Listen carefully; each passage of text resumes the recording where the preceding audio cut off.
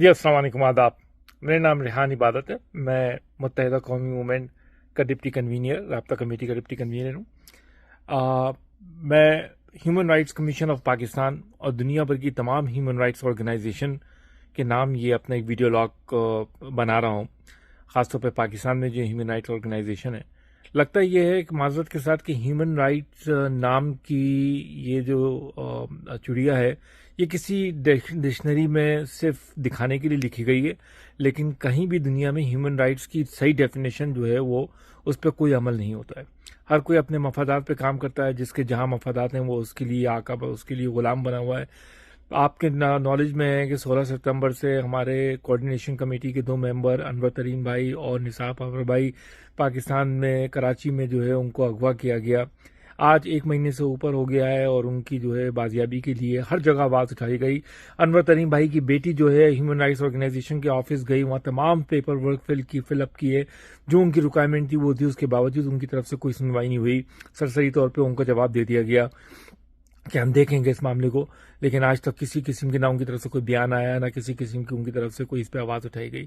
اسی طرح نثار پاور بھائی کے بیٹے اور ان کے گھر والوں نے بھی اس پہ جو ہے مکمل طور پہ عدالتی دروازے بھی کھٹکھٹائے، پٹیشن بھی دائر کی، لیکن وہاں سے بھی جو ہے وہ جواب آ گیا کہ آپ کو جو ہے وہ ڈیٹ 1 مہینے بعد کی، 1.5 مہینے بعد کی دے دی اور ٹہلا دیا گیا۔ یعنی کہ ان کو پتا ہے کہ کس کے پاس ہے، کیا ہے، وہ کچھ نہیں کر سکتے۔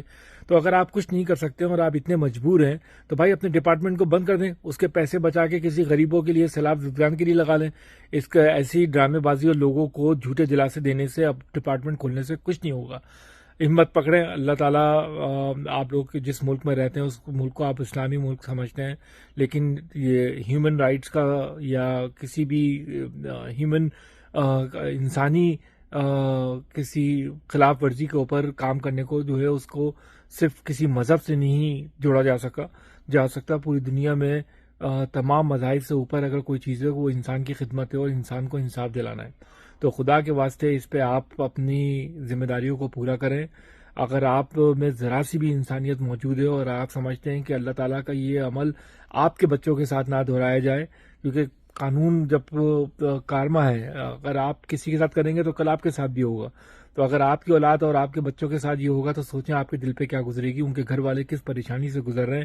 خدا کے واسطے یہ رپورٹ بنائیں، اسٹیٹ ڈپارٹمنٹ کو بھیجیں، دنیا بھر کی ہیومن آرگنائزیشنز کو بھیجیں، یونائٹڈ نیشن کی ہیومن رائٹس آرگنائزیشن کو بھیجیں، تاکہ وہاں پر یہ پتہ چل سکے کہ پاکستان کی ISI یا پاکستان کی فوج یا پاکستان کے کرتا دھرتا لوگ جو ہیں، اور خاص طور پہ یہ جو حکومت میں موجود ہیں، یہ لوگ کس طریقے سے اپنے مفادات کے لیے لوگوں کی مبریا کر کے ان کو بلا وجہ صرف قائد تحریک الطاف حسین بھائی سے محبت کے نام پہ جو ہے ان سے وابستگی، ان سے وفاداری نبھانے کے نام پہ ان کو قائد کیا جا رہا ہے۔ خدا کے واسطے اس پہ ایکشن لیں۔ اللہ تعالیٰ آپ سب کا حامد و ناصر ہو، لیکن اگر آپ نے اس پہ کام نہیں کیا اور لوگوں کے اسی طرح دل دکھائے تو اللہ تعالیٰ ان کا بھی حامد و ناصر ہو۔ Thank you.